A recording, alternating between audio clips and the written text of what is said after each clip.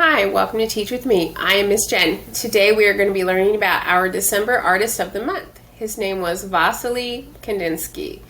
We are going to be imitating one of my favorite of his paintings and converting that into a holiday display. I'm also going to show you how to use some of the same painting in different ways. He was afflicted, well not afflicted, but he had a condition where he could hear colors and see sound. He was also a musician. So whenever he listened to music, he said he could see the colors of the music. And whenever he painted, he said he could hear the music of the colors. So it was very interesting. It affected the type of art that he did, and we're going to learn about that now. So this is a book called Meet Wassily Kandinsky. It's a simple book. There are better ones. This is the one I have. But it's just a good introduction to some of the things that he did in some of the types of artwork he did. He did use a lot of shapes, just like Piet Mondrian. The difference is most of his shapes were curved because I believe they flowed out of the types of how he pictured music when he did colors and when he painted. So I'm just going to flip through and show you some of these, and then I'm going to show you the one that we are going to use as our inspiration today.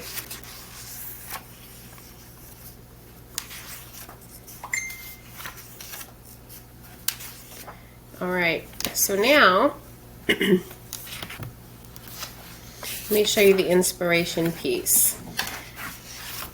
The piece we're going to be imitating today is this one. This is one of my favorites of his, and it's called Squares with Concentric Circles.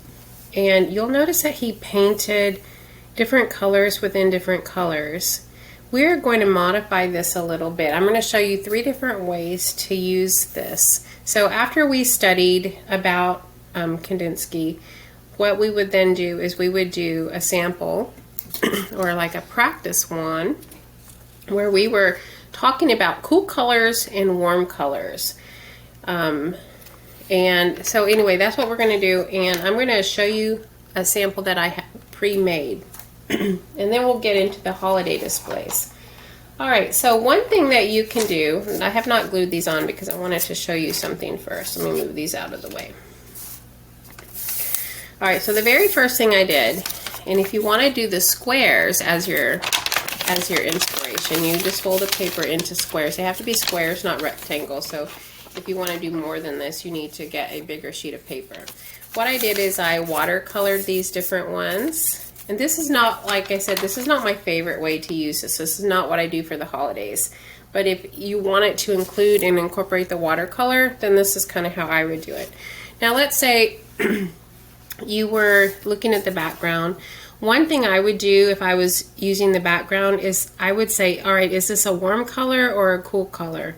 If it's a warm color, then I'm going to put a cool color on the back of this. So this is a warm color, so I'm going to put a cool color on the back of this. And so light green is one I consider a cool color.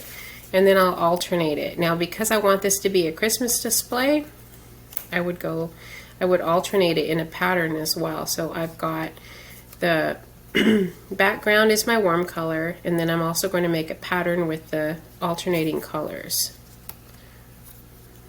And so it also lets them play with sizes, because what I typically do is I have them, all the colors of the circles, separated like this, so they have to look at the different sizes. Alright, so now this one is a cool color, and then I would put a warm color and then alternate with the Christmas colors that I want to use.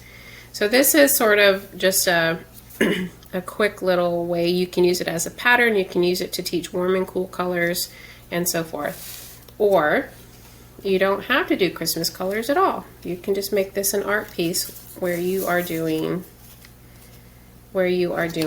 patterning or talking about the warm, cool colors. Alright, so I would glue this on, and then that would be what I would use to display. But this is not what I'm doing for our Christmas display. Let me show you. for our Christmas display, what I'm going to do, hold on 1 second, is I'm going to cut out a bunch of green triangles because this mimics what? It mimics a Christmas tree. And I'm going to then have them do those patterns on here. Now, I kind of made this the other day before I had my circles, before I bought those circles that were pre-cut, and my circles are just sort of random. But I did that on purpose because if you look at the ones that he did, they're not perfect circles. But I decided that I wanted to make a tree that had perfect circles. And so what I'm going to do is I'm going to make another one. And these are meant to mimic ornaments. And so how I would display this up on the board is I made a big tree, like a 3-foot tree. And these little trees were around the entire, were displayed around the big tree. So that's how I just made my bulletin board with it. All right, so I'm going to make one. Now, before I make one, let me show you something. You might have some children that celebrate Hanukkah. And if you do, they may not want to do a Christmas tree. Some kids celebrate both. But if they don't, you can use Hanukkah colors.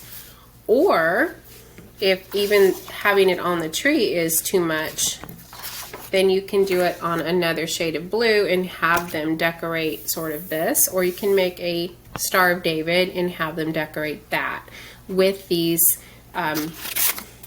patterning shapes. Does that make sense? All right, so I'm going to make one with you.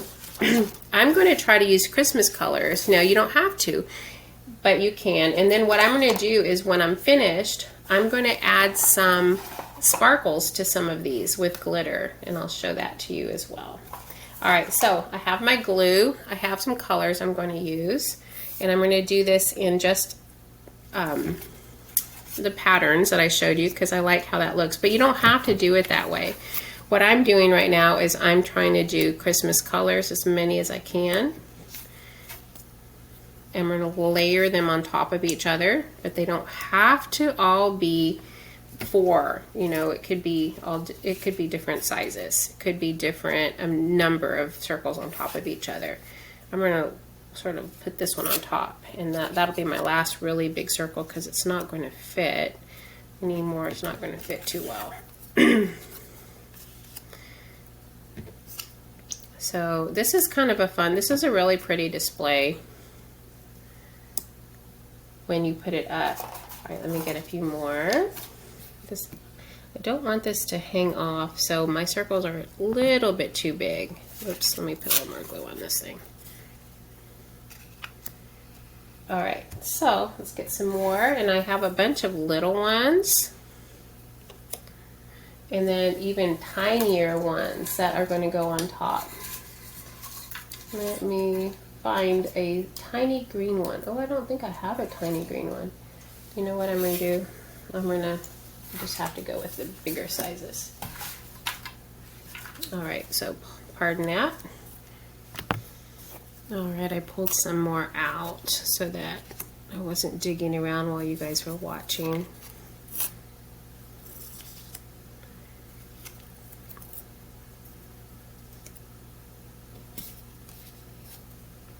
And then I'm almost done. And then at the very tip top, I'm going to put a yellow one.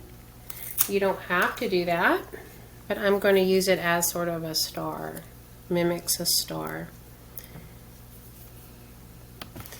Now, a follow-up to this, I told you I was going to use glitter. You have different options. You can choose to do it on just one of the circles. You can choose to do it just on the top with maybe some gold glitter, just one of the greens, one of the reds, or more than one. It's up to you. Just know that this is typically done I typically did it independently, and so glitter was never independent. I did not do that independently. So the more glitter you use, the more you're going to have to be involved. Now, you can do the same thing with blue for those students that celebrate Hanukkah. All right.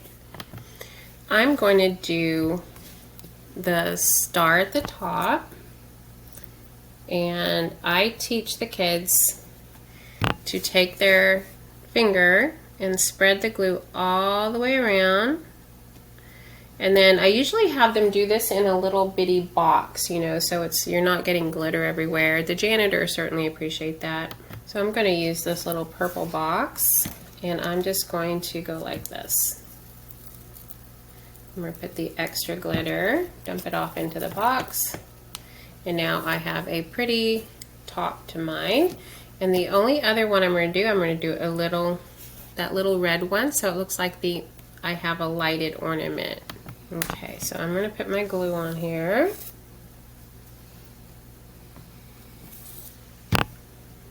And then I'm going to put it over my little box. Now, if I was doing a whole class, I would not put both glitter colors in the same one, because then you can't reuse it because it's all mixed. But since this is the only one I'm doing, it is fine. And there we go. That is my tree. What do you think? Isn't that pretty? Now, I would display this on my wall, and then the kids would take it home, of course. I have art portfolios, so I need to show you guys how I do my art portfolios. They're very cute. Anyway, I hope you found that helpful. And let me show you my t-shirt for today. It says A, B, C, D. It's the alphabet. Then it says L, M, N, O, P, Q, R, S. So it's just the alphabet, but it's my t-shirt for the day. Anyway, I hope you enjoyed this lesson, and like, subscribe, and share if you found this content helpful.